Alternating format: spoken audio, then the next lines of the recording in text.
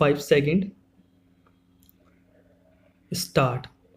Sir, there are service cooperative societies, there are consumer cooperative societies, there are marketing societies and warehousing corporations, which are also a form of cooperative societies.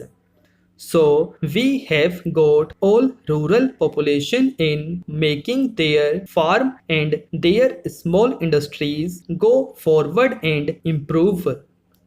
I have only to request the Honorable Minister and to bring to his notice the following, not by way of any criticism, because in every movement it is quite natural that in the beginning, when we want to give it a good impetus, when we want to carry it forward into villages, then in the zeal to spread it far and wide, we lose sight of the qualitative aspect of the movement.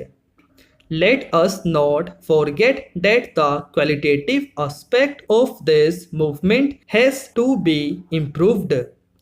Now, sir, the movement of cooperatives was started in order to lift the downtrodden people, in order to remove exploitation in the villages. But what do we find? We find that this good movement of cooperative societies is being exploited by the very people whom we wanted not to come in the way of the downtrodden to march forward.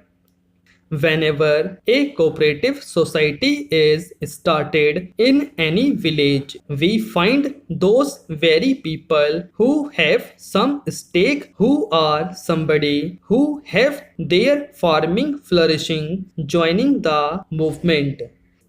They take charge of these cooperative societies and take advantage out of them.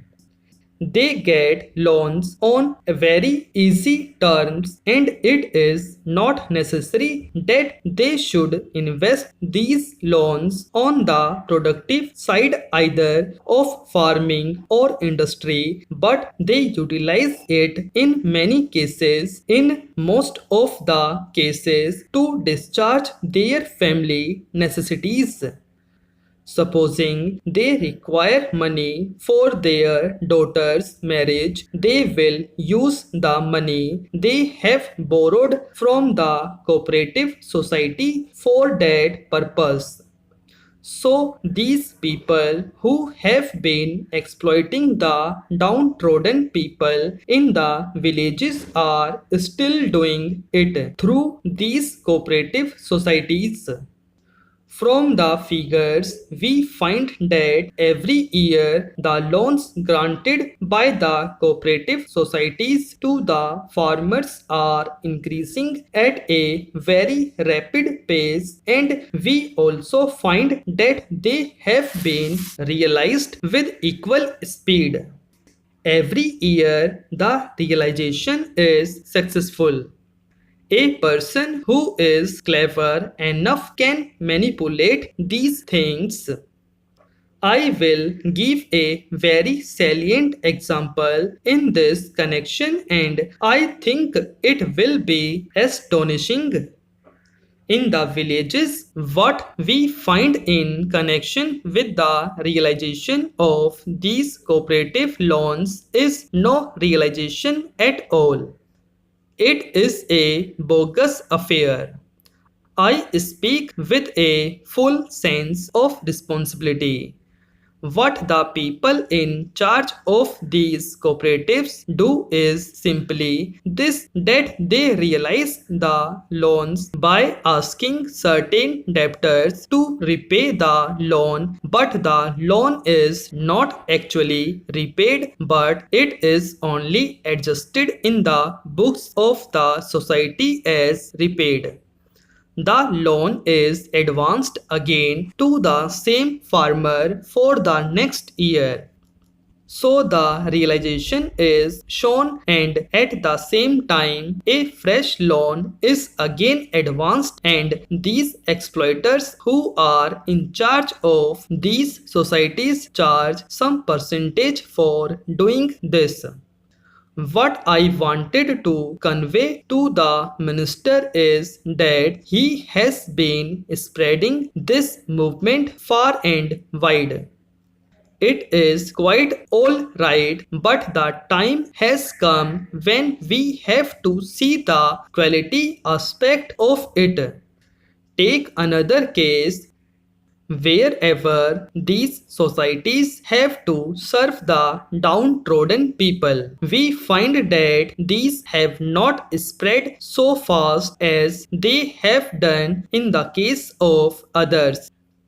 Take the weavers' cooperative societies. For these societies, there is a policy of the government that if the weavers form into cooperative societies and they have been using handlooms for preparing their cloth, they can have power looms on credit on very easy terms, and they can also have some grant or subsidy.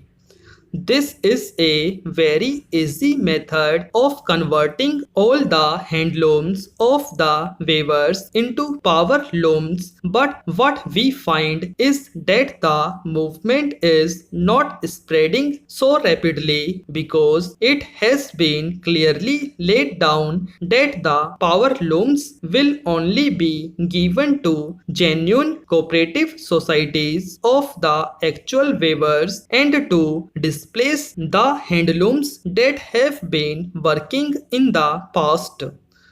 Our target was to give 30,000 or so power looms to these weavers' cooperative societies, but we have been able to give so far only about 3,000.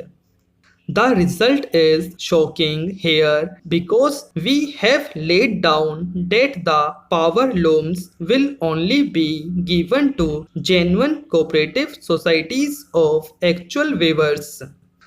The actual weavers, these small men, do not take advantage of it because in our zeal to spread this movement rapidly, we have not taken care to see that these small industrialists in the villages are ingrained in the method of cooperation or taught the advantages of cooperation and taught to advantage of this cooperative movement for advancing their trade either of farming or of small industries.